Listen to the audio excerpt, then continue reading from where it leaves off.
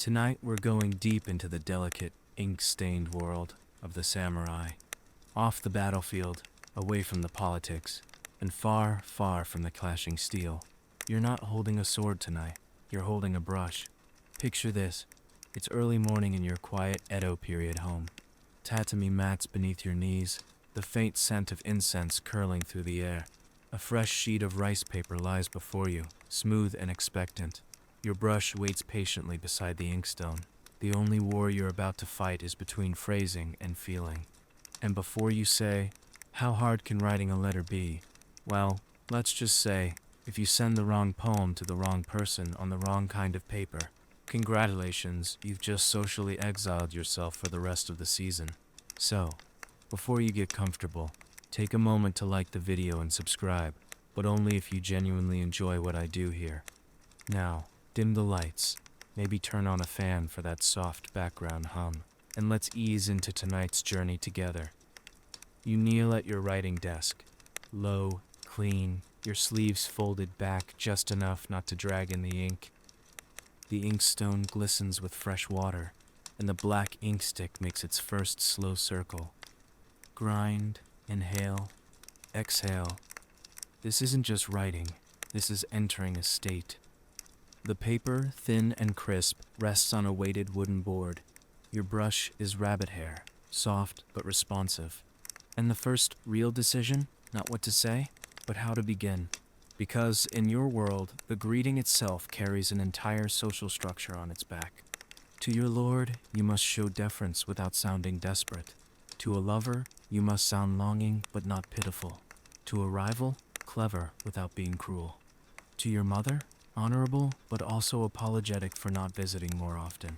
Tonight, though, you're writing for yourself. A simple letter to test your ink, stretch your fingers, and calm the storm in your chest. You begin with the season. Not because you're obsessed with weather, because every samurai knows. Describing nature is the art of revealing yourself without quite saying so. A mention of early plum blossoms? You're feeling hopeful.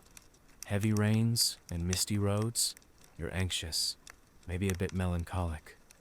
So you write. Though the morning mist clings still to the branches, I trust this note finds you in steady health. It's vague, elegant, and sets the emotional tone. You're warmed up now. The brush feels like part of your hand. In Edo period Japan, letter writing was considered an essential skill among samurai, not just for communication, but as a measure of refinement, discipline, and even political maneuvering. Proper etiquette dictated everything from the number of folds in the paper to the color of the ink used on certain occasions.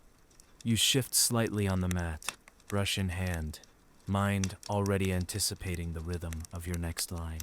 Writing is like combat in that way. It has tempo, openings, and moments when too much boldness will absolutely get you metaphorically stabbed by someone's passive-aggressive reply. Some samurai carried tiny portable writing kits, inkstone, brush, and paper sealed in a wooden case, just in case inspiration or obligation struck while traveling. Nothing says I love you like a poem written mid-rainstorm beneath a tree, ink running slightly where a drop hit. You pause, holding the brush above the page. There's something comforting about this moment. No one can demand anything from you right now. No lord, no messenger, no ghost of obligation whispering behind your shoulder. Just you, the ink, and the soft, steady breath that carries each word into being. Historians still argue whether samurai truly loved the art of writing or simply endured it out of duty and decorum. But when you finish a line, and it curls just so across the page, balanced, elegant, quietly emotional, you know the truth doesn't matter. You write because it connects you to something still, something steady. Outside, the wind shifts through the pine trees. Inside, your ink darkens to its richest hue. Your thoughts drift toward a certain someone who hasn't replied in weeks. And suddenly, this isn't just practice anymore. Your brush lingers above the paper, and now you're thinking far too hard about what the second line should be. You've written letters before, formal notices, thank you scrolls, The occasional awkward apology after accidentally outpoting someone at a poetry gathering. But this might be different. Because this letter, it might be read by someone who notices things, someone who reads between the lines. And in the world of the samurai, the opening line is everything. You exhale, slowly, like you're drawing your bow, not your brush. It's not just about sounding poetic, it's about balance, tone, a certain refined restraint. Too blunt, and you sound crass. Too flowery, and you risk being mocked in someone's tea circle. A good opening line should feel like a folded fan. Elegant, concealing, suggestive. You write. It has been some time since the path between our homes was last swept by shared footsteps. Okay, that's something. It implies distance, suggests familiarity. Just enough vague emotion to make the reader tilt their head. Well done, you. Samurai communication, especially in letter form, was often indirect, with layers of meaning built into seemingly casual phrases. A single misplaced word could shift a letter's tone from polite to insulting, or worse, from sincere to scandalous. Letters often began with a seasonal reference, followed by an update on health, then a gentle slide into the true purpose. You sip some tea, letting your hand rest. The ink glistens faintly on the page. It's good paper, imported from Mino, perhaps. Slightly textured, it absorbs ink without bleeding, making every stroke deliberate. This is not paper for lists. This is paper for truth you almost don't dare say out loud. You roll your shoulders. You've got maybe 5 sentences left before this letter becomes suspiciously long. This isn't a confession, after all. It's just correspondence. Still, you want to land the next line. You lean over and write. The persimmons near my gate have begun to blush. They remind me of the scarf you wore last winter. There, now we're in dangerous territory. That line can't be mistaken for anything but a memory, and a tender one at that. It's not a declaration, not yet, but it's an echo of one. A literary fingertip pressed gently to the glass. In Edo period Japan, samurai often expressed romantic interest through poetic metaphor and remembered detail. The exact shade of a scarf, the way someone stirred their tea. These became story elements, hints of affection, and entire emotional conversations in themselves. Sometimes, poems and letters were folded inside fans, or slipped between the pages of books to avoid direct delivery. You pause and reread your letter so far. It has rhythm, the pacing is good, your brushstrokes look confident, you've resisted the urge to doodle a sparrow in the margin. Success, but you're still not done. You need to wrap this up in a way that keeps the door open for a reply, but doesn't demand one. You need the literary version of leaving a teacup half full. You write, greater than, write quotation mark. Should you find yourself near the plum road again, the garden still blooms shyly in your absence. You signed with your chosen name, not your full one, but the familiar version, the one they would recognize with a smile, or maybe a sigh. Historians still argue whether these kinds of letters were sincere expressions of emotion or simply practiced social theater. After all, samurai were expected to master not only the blade, but the brush, the bow, and the poem. Was the affection real, or was the art of expressing it more important? You place your brush down. Let it rest across the top of the inkstone, as if it too has finished whispering. You fold the letter, not in halves, but into thirds, long and narrow. Each fold is deliberate, clean. The way you present a letter says almost as much as what's inside it. Some say you can read a samurai's soul from the creases of their correspondence. You select a strip of fine twine, pale red. Not crimson, that's too romantic, but not white either, which would signal grief or pure formality. Red-gray, faded, safe. The letter is ready. Now, you just need the right moment to deliver it. You sit back, staring at the candle's flicker. It dances slightly, as if amused by your effort, but you feel good about it, quietly triumphant. You've just done something dangerous, something brave. You've written a first line that might change everything. The letter rests quietly beside your inkstone, folded, sealed, almost humming with restrained emotion. You glance at it now and then as if it might start glowing or combust from how much thought you packed into so few lines.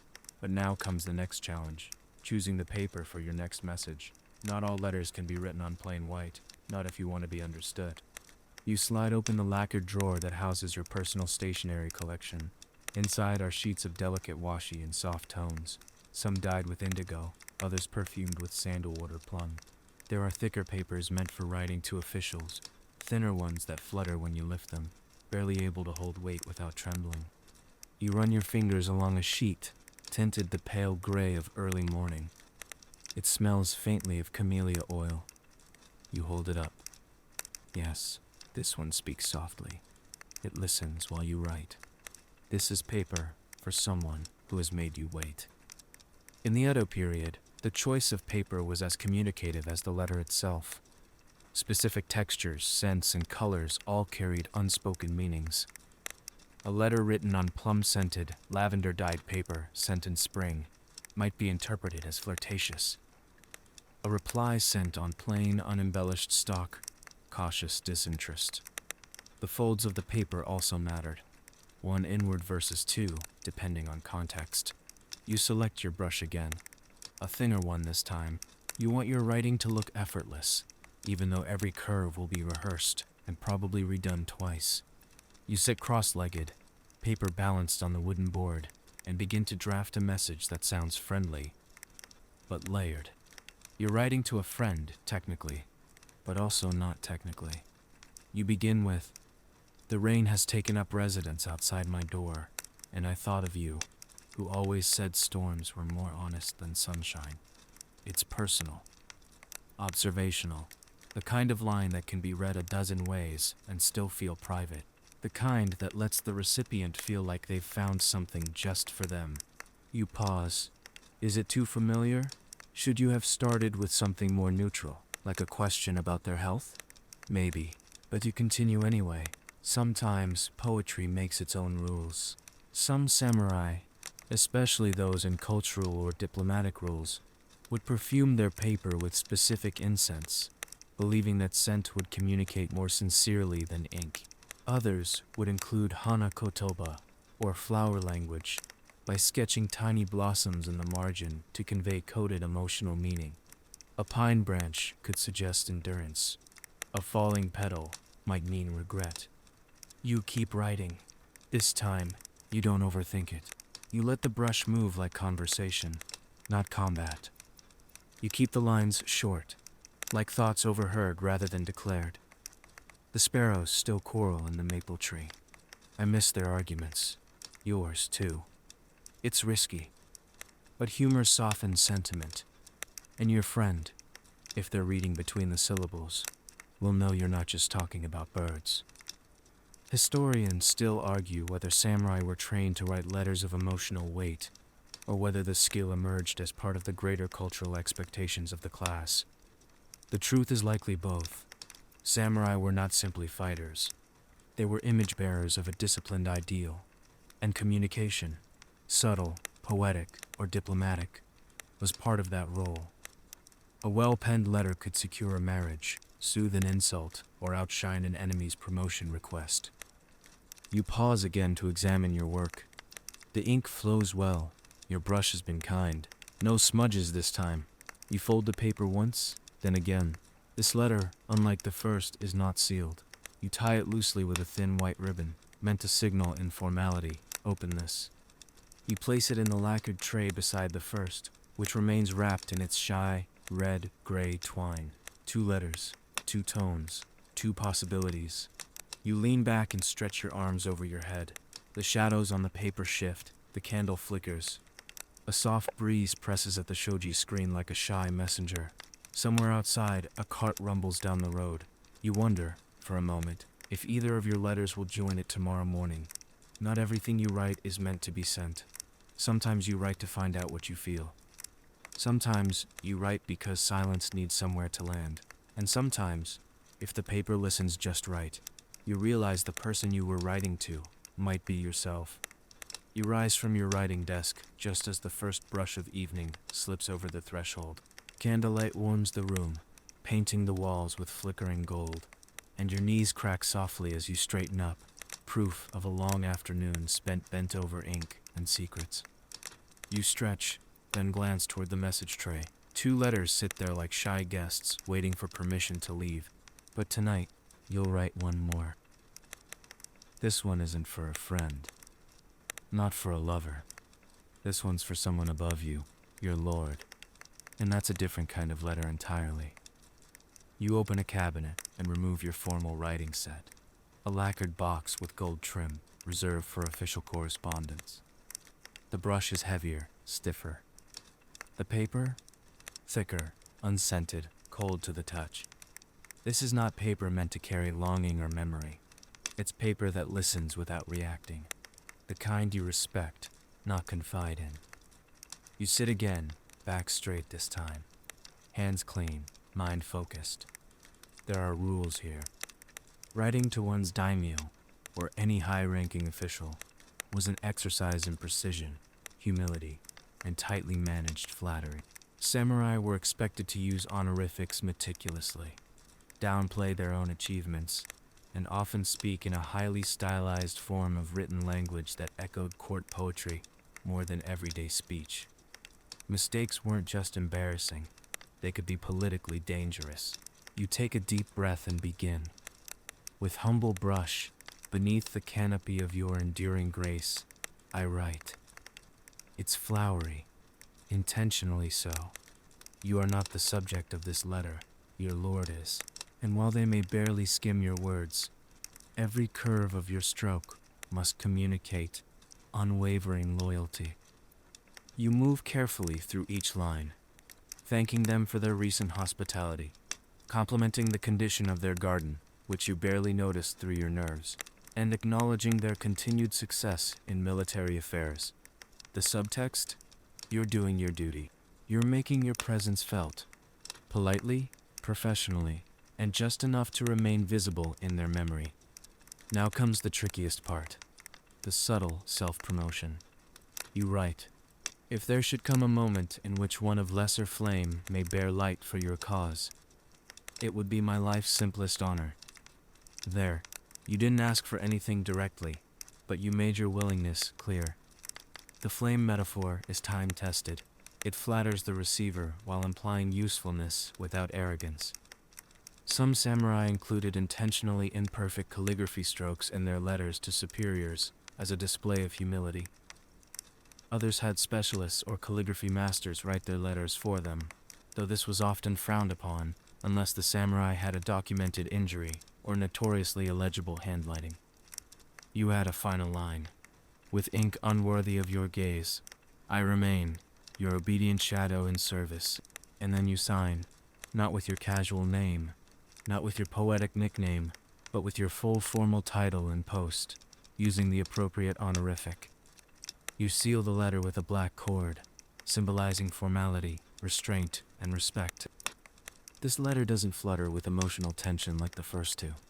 It doesn't hint at longing or play at metaphor, but it hums with its own kind of pressure. You still don't know whether these formal letters were ever read in full by the lords they were addressed to, or whether they served more as ritual artifacts, objects of expectation, not real communication. Some claim entire rooms in castle archives were filled with unread scrolls, preserved only for the sake of propriety. Still, you write it, because the act of writing keeps you in the game, keeps you close to the fire without stepping on the coals. You fold the letter precisely, 4 equal parts. No asymmetry. You tie the cord with a specific knot learned in childhood. Then you place it beside the others in the tray. 3 letters now, each one a version of you. Each one carefully veiled, curated, and shaped. You wonder, sometimes, what it would be like to write without consequence. To scrawl without thinking. To ink your heart onto the page like a common poet drinking alone. But you are a samurai, and even when writing about plum blossoms, your brush is a blade. Polished, controlled, sharp in meaning, if not in form. Still, it's starting to feel like you're writing around something, like you've said everything but what you mean. The candle pops softly beside you. You stare at the flame. Maybe tomorrow, you'll try to write something not meant for anyone but you. No honorifics, no metaphorics, just silence turned into lines. But not yet, not tonight. Tonight, your brush has done enough. You rise again, this time with a stretch that cracks your shoulders. Today's letters have each demanded a different posture, a different voice. And now, finally, you get to relax a little. You're not riding up the social ladder. You're not slipping metaphors into shadows. This next letter, is for someone easy, a friend. Not the kind you trade favors with, the kind you've been rained on with, the kind who once mistook your haiku for a fishing list and has never let you forget it. You grab a plain sheet of paper, still good stock, but nothing perfumed, dyed, or trying too hard. The brush you choose is softer, almost playful. You don't even sit properly. You sprawl a little, leaning against the desk like someone who has nothing to prove. And for once, that's true. You begin. No salutation needed. If this letter smells like miso, it's because I dropped it near the soup. It's not elegant. It's not poetic. But it will make your friend laugh. That's the point. Samurai friendships were often maintained through casual, humorous letters. These weren't published or praised at poetry salons, but they were cherished. A good friend would send short notes with silly metaphors, shared references, even quick line sketches. These letters could be flirtatious, sarcastic, or entirely mundane, but they reflected the real emotional intimacy behind the warrior's stoic mask. You keep writing, the ink flowing easily. I saw your cousin yesterday. He's still pretending not to limp. I didn't mention the incident with the goose. You owe me. Your strokes loosen. You don't worry about smudging. You even let one character trail off the edge of the page because it felt like it wanted to escape. You pause to sip tea, then add a short poem, just for the sake of it. Autumn wind returns. I fold laundry with one hand. The cat disapproves. It's terrible. It's also perfect. He'll pin it to his wall and call it your retirement work. Some samurai kept running joke letters going for years, sometimes in the form of collaborative poems, passed back and forth between two or more people.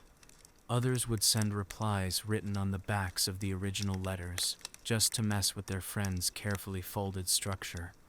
Paper wasn't cheap, but friendship was worth the ink. You sign this one with a doodle. Your name, shaped like a fish. You don't even seal it, just fold it once, sloppily, and tie it with a plain cord. It doesn't matter how it arrives. He'll recognize your handwriting, your nonsense, your lopsided characters that slope downward when you're in a good mood. Historians still wonder whether these more personal letters were preserved deliberately or simply survived by chance. They're less formal, less curated, but often more revealing. Where the court letters flatter and the poems seduce, the friend letters breathe. They offer a glimpse into a life lived beyond ritual. You place the letter on the tray with the others. Now there are 4. And suddenly, your little lacquered tray looks like a timeline of your personality. Official, emotional, personal, ridiculous. You sit back, smiling. You weren't planning to write so many today. But something about the brush, and the quiet, and the smell of warm paper kept you going. Maybe it's the weather. Maybe it's that restless home that visits you sometimes. The one that says, if you don't write this down now, it might slip away forever. You look down at your brush. There's still ink. Maybe one more. Just one. You stare at the last clean sheet of paper on your desk. The one you've been saving. Not because it's fancy. No floral scent, no decorative watermark, but because something about its blankness has always felt too open, too honest. The kind of paper that expects you to write something real. And tonight, wow, you're feeling bold. You pick up your softest brush and breathe slowly, grounding yourself. This letter won't be sealed with duty. It won't be stitched with jokes. This one slides under the door of danger, the emotional kind. It's a love letter. Not the kind you pass at poetry salons. Not a clever poem tucked into a fan.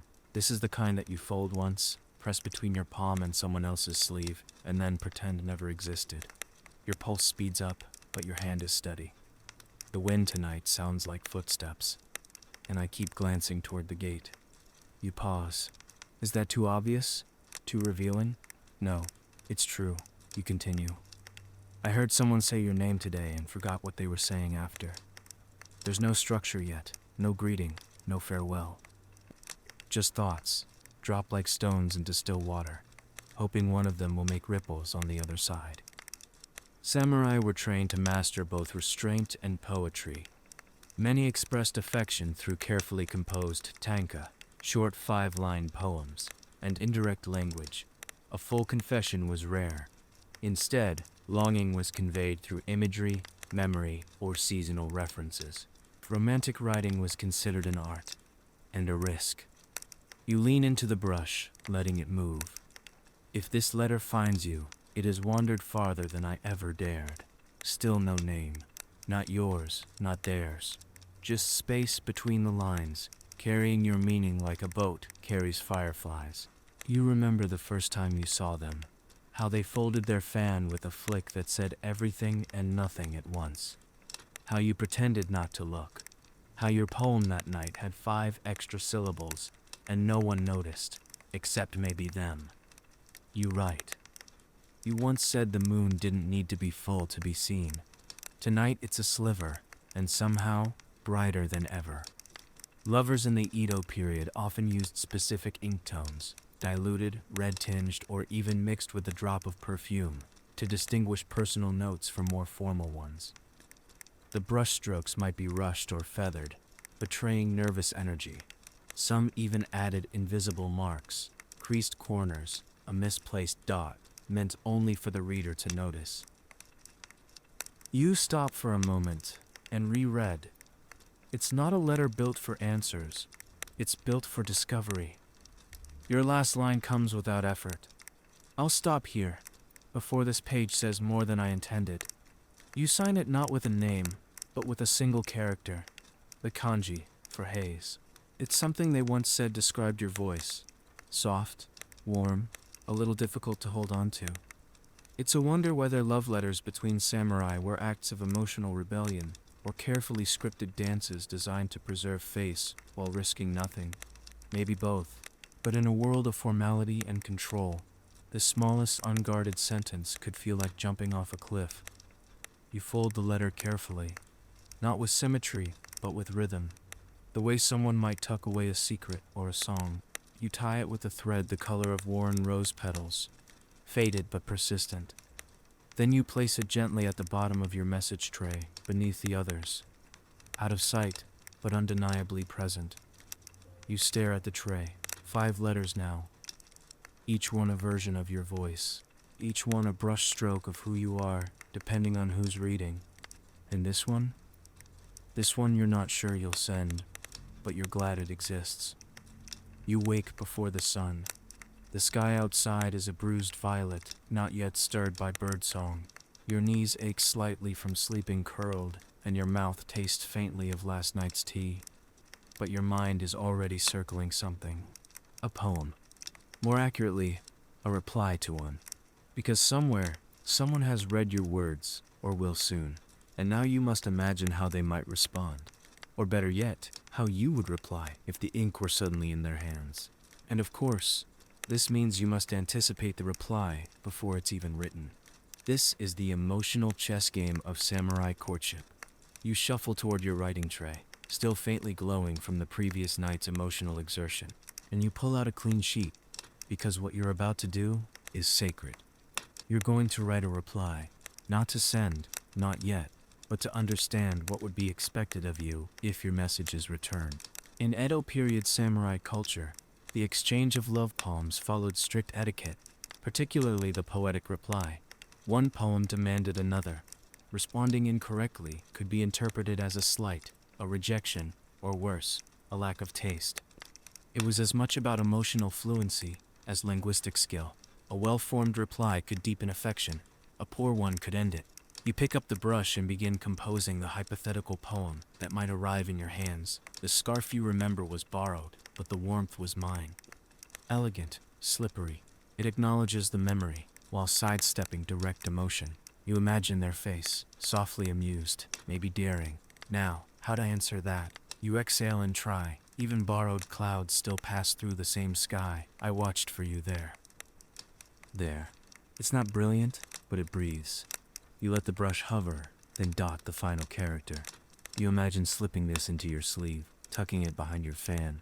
or folding it into a scroll that gets opened slowly, fingertips shaking just slightly.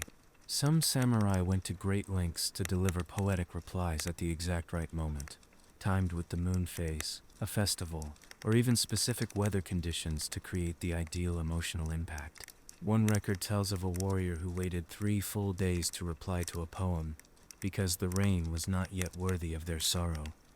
You grin to yourself. That's either the height of romance or pure theatrical madness. You keep going, writing a few more possible replies, some teasing, some wistful, some dripping with suggestion. One you cross out because it includes a metaphor involving damp sandals, which, in retrospect, feels unromantic. It's hard to tell whether these poetic exchanges reflected real emotional depth, or if they were just elaborate social fencing matches. But in the quiet of your room, brush dancing in silence, it doesn't matter. You feel every word, and that, somehow, makes it real. After 3 or 4 practice replies, you choose one and rewrite it cleanly. If your warmth lingers even through borrowed fabric, what, then, is mine worth? You read it back. It has weight. It has a whisper in it, and a question no one is obligated to answer. You fold it into a neat triangle, just to feel how it would press against your palm. Then you unfold it and set it aside. It's not for today, but it's ready. And in the world of samurai letters and poems, being ready is almost as powerful as being brave. The sky outside begins to lighten. You hear the faint creak of someone sweeping the walkway. The smell of miso soup slips through the shutters. And you sit, brush still in hand, wondering if maybe, just maybe, someone else is waking up with a poem forming on their tongue. You smile, because if they do write back, you're already ready to answer. The sun is high now, casting sharp shadows across your courtyard stones. The earlier quiet has turned to soft bustle. Wooden sandals clacking, a neighbor's rooster finally remembering it's not morning anymore, and a messenger somewhere practicing how many times you can knock before someone answers. You sip fresh tea and stretch your legs. It's time to move, but your thoughts? They're still ink-bound, because now you've remembered. Not all letters are composed in comfort. Not all poems come from stillness. Some come from tension, from trying to balance what you feel with what you're allowed to say. And no situation tests that quite like writing when you're wide awake, ink-stained, and completely unsure whether to send anything at all. You pull out your earlier letters. The emotional one, the love note wrapped in rose-tinted string, still sits at the bottom of the stack. The others feel easier now, familiar, safe. But this one, you weigh it in your hand, like it might bite. So you do what any reasonable samurai with too many thoughts would do. Write a draft of a letter you'll never send. Samurai often wrote unsent letters as a form of emotional regulation, whether composed after betrayal, longing, or unspoken affection. These were sometimes burned, sometimes stored in personal scroll boxes, and occasionally discovered decades later, revealing private turmoil hidden beneath public stoicism. You begin. I do not know if this is for your eyes, or simply to give my hands something to do. And just like that, the ink flows again. Not because you expect a reply, but because the act itself feels like lighting a lantern in a room you forgot was dark. I wrote your name in the conversation on my tea bowl. It disappeared too quickly. You laugh at yourself. Not because it's funny, because it's true. Because feelings, when put into words, tend to sit up straight and demand attention. You continue, a little bolder. If I could wrap silence in paper, I'd send that instead. The brush wobbles slightly in your hand. You haven't blinked in a while. You exhale through your nose, dab the excess ink, and pause. Some warriors believed certain kinds of emotional energy, particularly unspoken love or grief, could physically charge the ink in a letter. There were cases where recipients claimed to feel the letter before they read it, swearing that the brushstrokes radiated warmth, or in one dramatic case, caused a teacup to crack. You don't believe that. Not really, but your hand is trembling a little. You finish the letter with the simple line, I do not need you to read this. I just need it to exist. You fold the paper. No ribbon, no scent, no seal. You tuck it into the back of your drawer, behind the ledger you never update and the spare ink you never use. It sits there, safe, unsent, and entirely alive. It's hard to tell whether Samurai actually felt all this, or whether these unsent writings were exaggerated later by biographers. But if you've ever written something, and then hidden it like it was fire, you already know. Those are the words that mean the most. You close the drawer. You feel lighter. Not because you've solved anything, but because now there's less noise in your chest. That quiet ache has been poured into something. And it didn't explode. It just settled. Outside, a sparrow lands on the fence. It pecks once at a cherry pit, decides it's unimpressed, and flies off. You pour more tea. The tray of real letters is still on the desk, the emotional one still unread. But somehow, now that the unsent one is safe, you feel more ready for whatever happens next. Because sometimes writing isn't about who reads it. It's about remembering you can still feel something when no one's watching. Afternoon leans into its quieter rhythm now. The heat has mellowed, and the shadows cast by the shoju screens stretch long and pale across the tatami. You've cleaned your brushes, capped the inkstone, and for a brief moment you consider stepping outside. But instead, you find yourself staring at the scroll drawer again. There's an itch in your fingers. The kind of itch that only comes from knowing you still haven't gotten the words quite right. So you unroll a fresh page, smooth, cream-colored, no ornament, the kind that doesn't mind mistakes. And this time, you're not starting a new letter. You're rewriting one of the old ones.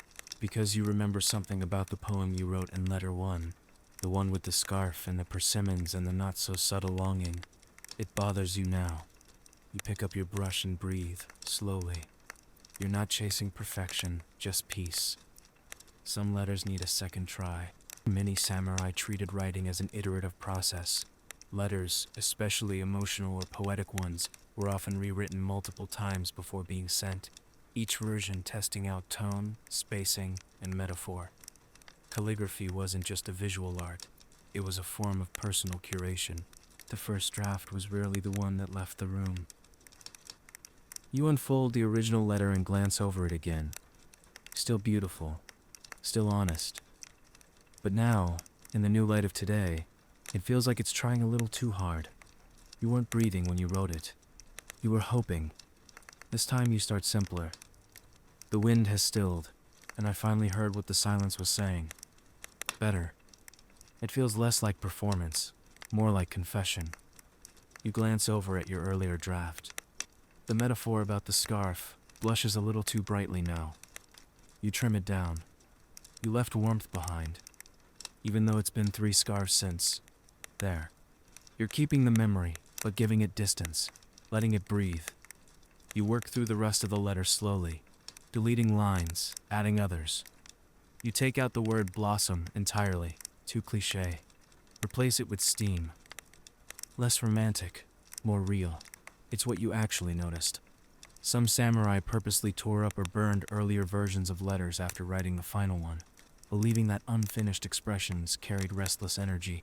Others kept the drafts as emotional records, sometimes hiding them behind screens or in private prayer boxes, right beside old hair combs, coins, or dried petals.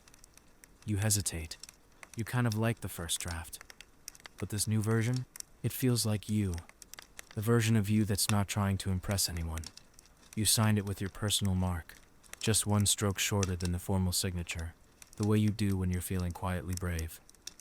You fold the new letter, set it beside the original, then you do something unexpected. You reach for the first draft, and don't burn it. Instead, you roll it gently and slide it into a sleeve pocket, a personal archive, a reminder of how you felt before the edit. There's no shame in being earnest, only in pretending you weren't.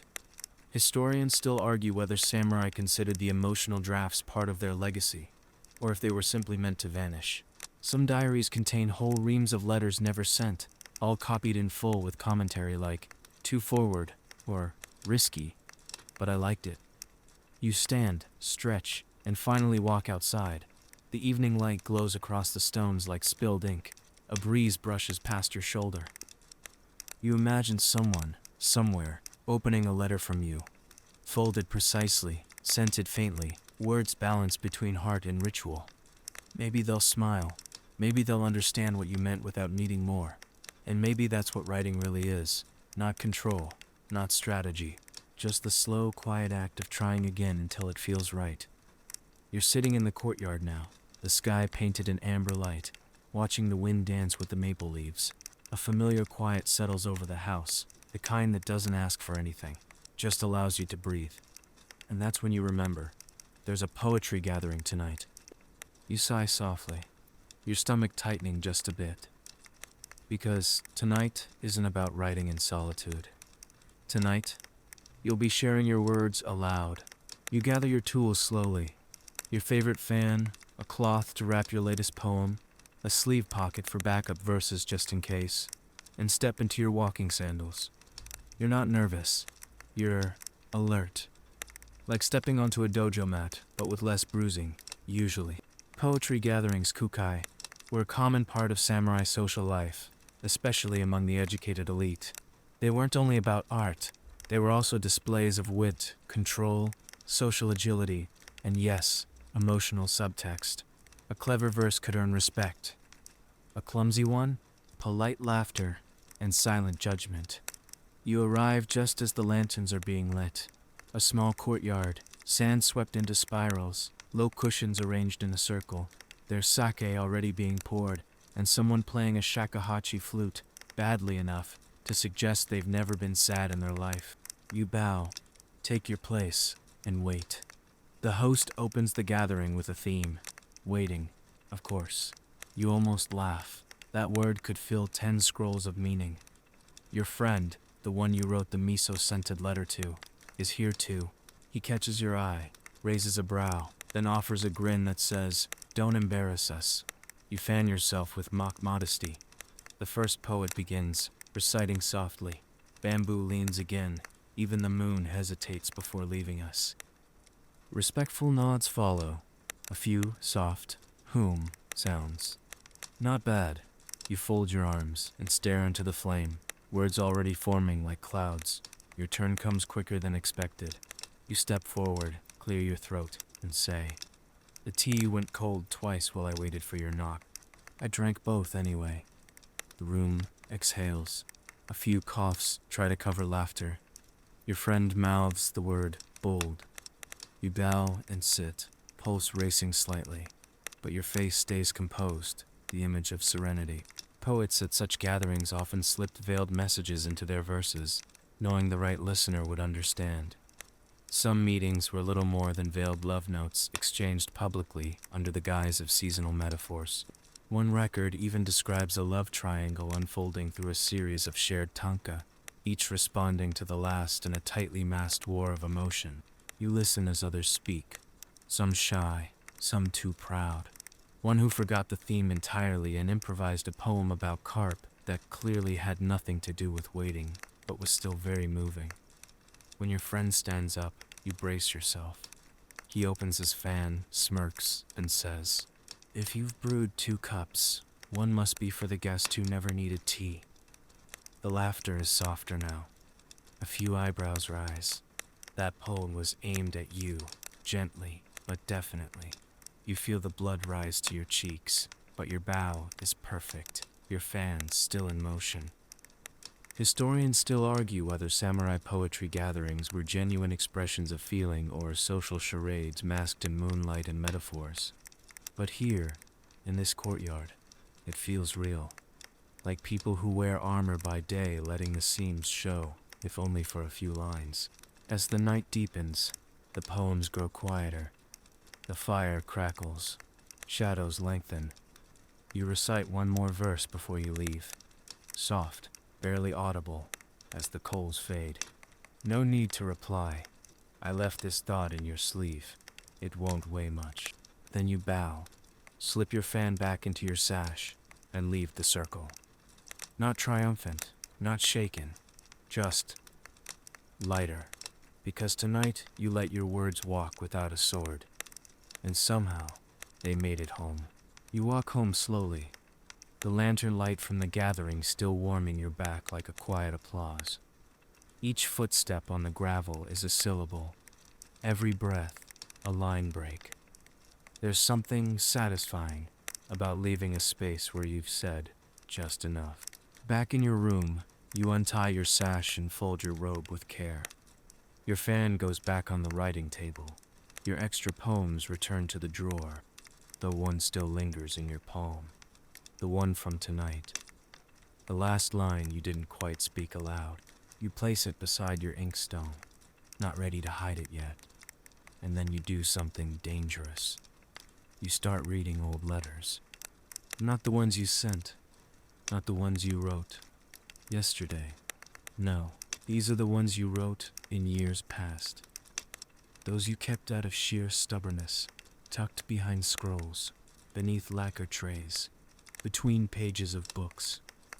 Letters from old selves, some written in rage, some half-drunk on emotion, some so carefully worded you want to travel back in time and hand yourself a cup of tea and a reminder that you're allowed to feel things without metaphors. You read a letter that starts, "Your silence folds around me like a second robe, warm but unwelcome." You blink. You forgot writing that. The ink has faded slightly, but the emotion hasn't. You pick up another. I pressed my ear to the paper, just to check if your name was still inside it. You laugh quietly. It's bad, but it's yours. Many samurai kept personal archives of letters, sent and unsent. These collections were considered deeply private, sometimes even hidden from family. But some were discovered after death, and now offer historians the most vulnerable insights into the emotional landscape of the warrior class. These weren't just warriors. They were chroniclers of their own longing. You find one folded in an odd shape, creased diagonally, as if rushed. You unfold it carefully. It's a fragment, really. I watched you leave, like one watches smoke, with no intention of stopping it. You stare at that one for a while. Folding styles for letters sometimes hinted at urgency or secrecy. A vertical crease signaled regular correspondence. A diagonal fold might imply haste, or that the message was written while traveling. Lovers often folded their notes so they could be unfolded with a single pull. No fumbling, no delay. You place the fragments in a neat stack, then hesitate. One of these might still be relevant. Not because the person is still in your life, but because the feeling is. That ache of not knowing if your words ever landed. That strange thrill of writing something just risky enough to make you sweat, even when no one is watching. You sit at your desk, take a clean page, and write. If I've said this before, forgive me. I'm still trying to say it better. You pause, let the brush rest.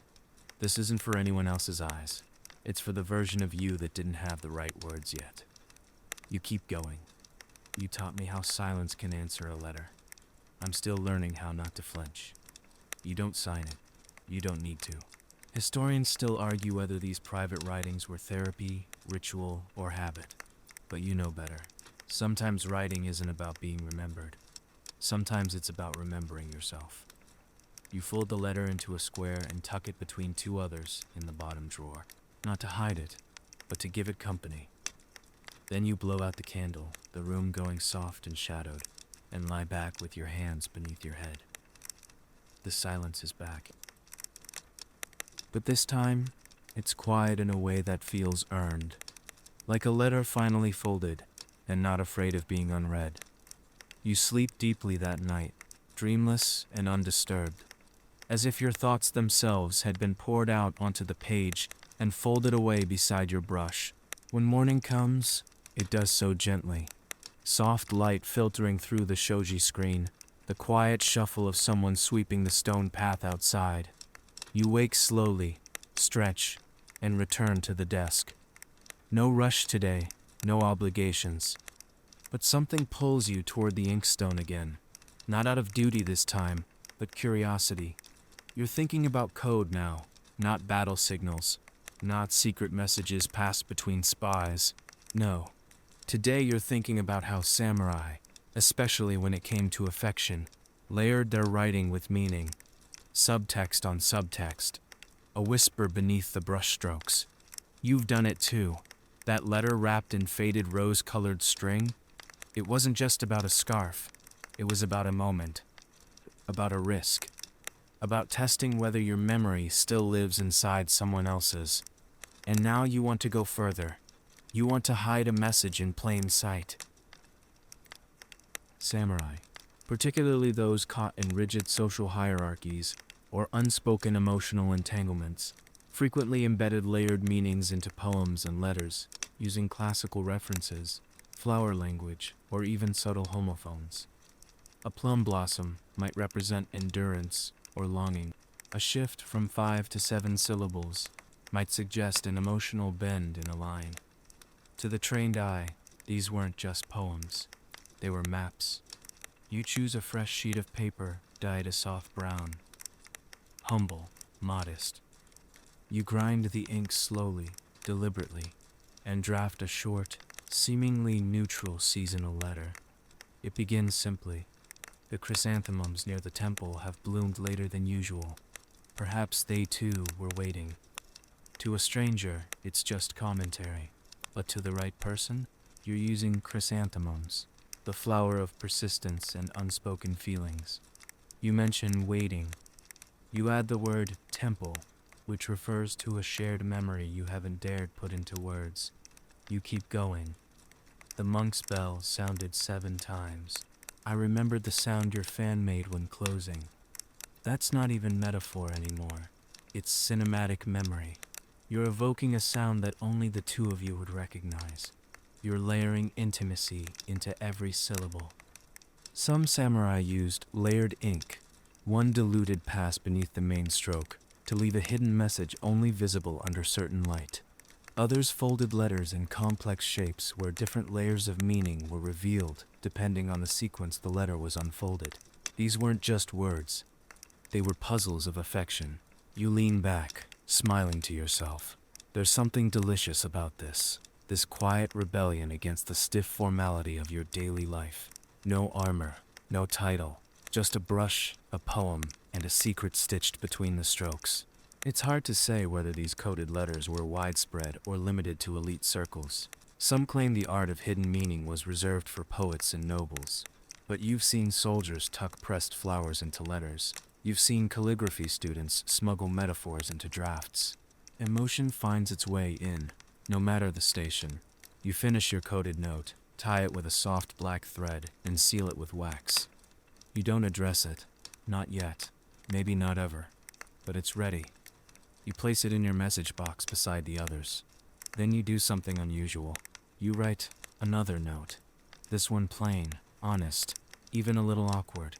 The last poem I sent was folded into too many meanings. If you found even one of them, I'll consider it answered. You fold it once, slip it inside the same envelope as the coded letter.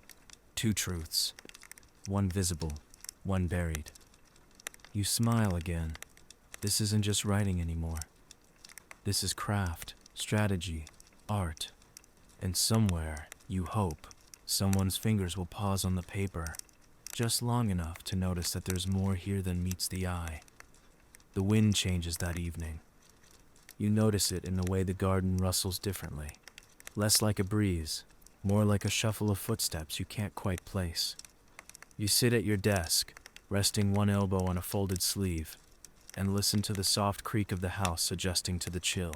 Tonight, you're not writing for yourself. You're writing for someone else.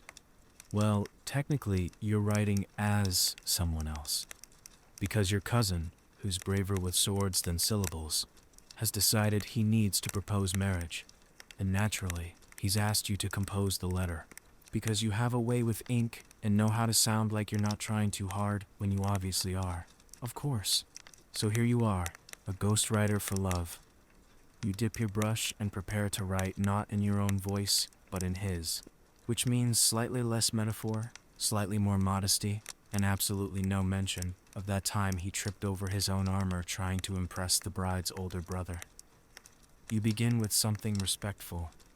This humble ink seeks to cross the distance between households, as I cannot yet do so myself. In samurai society, marriage proposals were often delivered in writing, sometimes even through intermediaries or go-betweens. A beautifully written letter could speak volumes about the character, refinement, and intention of the sender, sometimes more than a face-to-face meeting ever could. It was not uncommon for a more poetic or literate friend or relative to assist in crafting such letters. You continue, careful not to sound desperate. That's the hardest part, writing affection without slipping into overstatement. So you sprinkle in seasonal imagery, just enough to set the tone. Like the season turns toward quiet, I turn toward your household, with hope. Better. Less poetic, more practical. But still warm. Some proposal letters included subtle wordplay using the kanji of the intended bride's name, woven into the structure of the poem or prose. A single misplaced character could derail the whole meaning, or deepen it.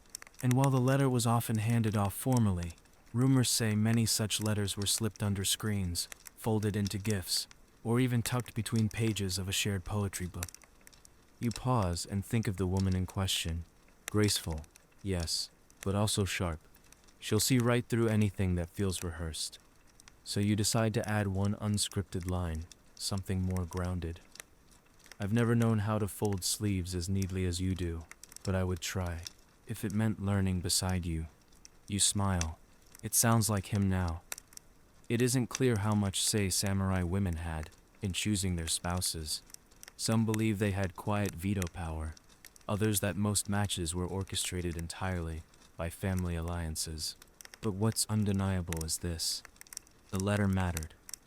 It set the tone, framed the intent, and sometimes it changed minds.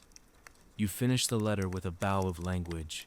With all humility, I remain one whose door shall remain open, should you ever wish to knock. You sign it with his name, neatly, precisely, holding your breath just a little too long as you write the final stroke. Then you tie the scroll with a dark green cord. No perfume, no decoration, just honesty in cloth. You place it in a delivery sleeve and mark it for the morning courier. Not your usual tray.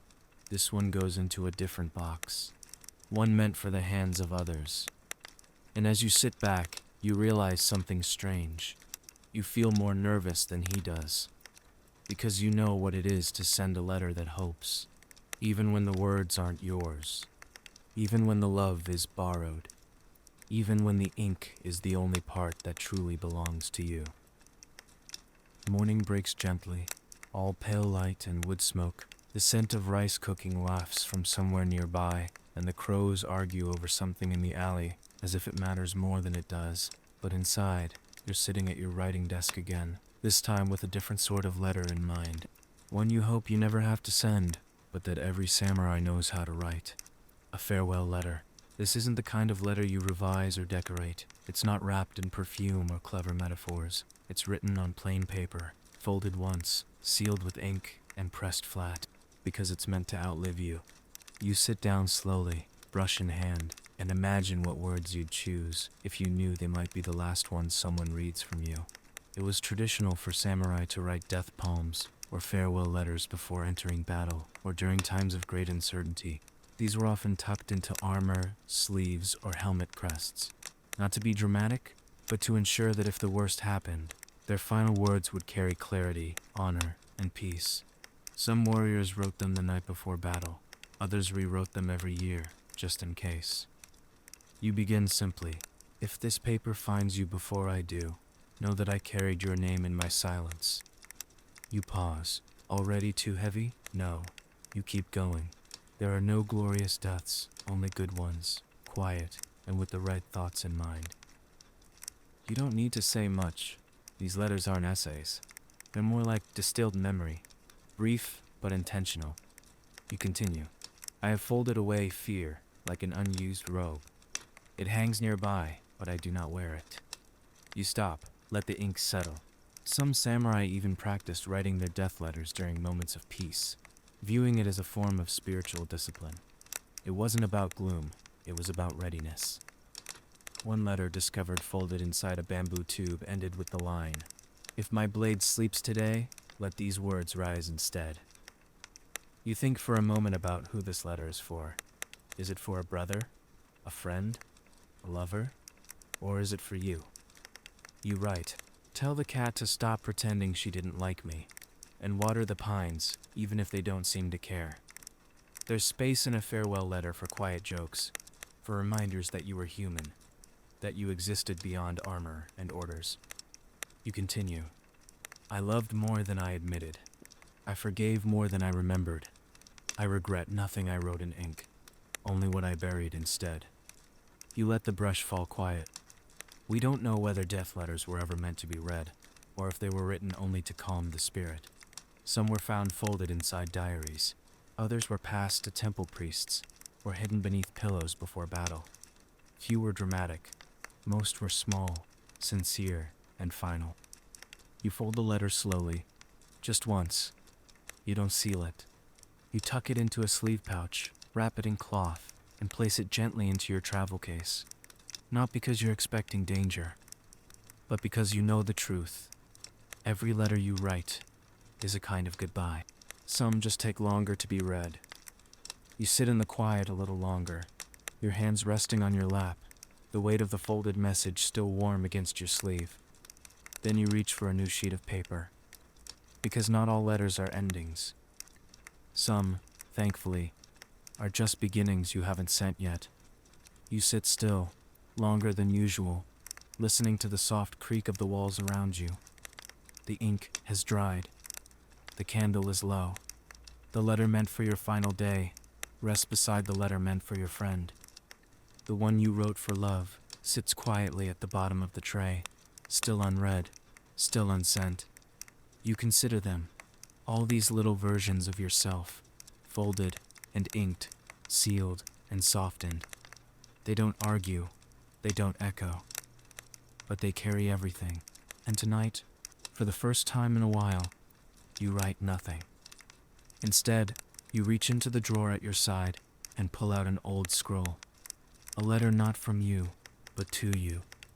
You recognize the brushwork immediately. Elegant, sparse, balanced. It was sent years ago. You've read it so many times, you could recite it blind. But tonight, it feels different, like a voice heard from the other side of a dream. You unfold it slowly, the fibers crackling slightly. There's no poem, no metaphor, just a simple line. There is nothing in your silence that has ever felt empty. You stare at it, and you feel something soft, something tender tug at your chest. Because you remember writing a dozen drafts in your head before you ever replied to that line. You never sent any of them. You never had to. Sometimes a single sentence is the whole conversation.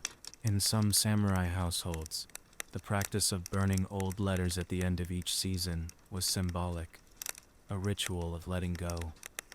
But others chose to keep them, storing bundles tied with string in drawers, beneath beds and temple boxes. These were the private echoes of their lives, whispers folded into quiet corners. You retrieve your own bundle now, letters you've received over the years, some still sealed, some smudged with old ink, folded so many times the creases are softer than fabric. One is from your sister, one from your first teacher, a few from someone whose name you've never dared say aloud more than once. You don't read them all. You don't need to. Just holding them is enough. Some samurai had their most personal letters read aloud at their funerals. Not because they were famous, but because they believed a person's true legacy was not in the battles they fought, but in the feelings they risked putting into words.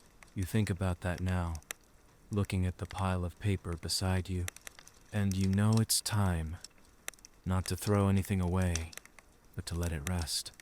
You wrap the letters together, gently, in a faded cloth the color of ash and plum blossom.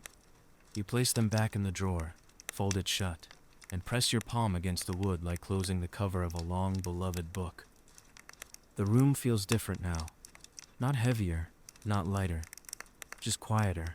You clean your brush one final time, Rinse the inkstone.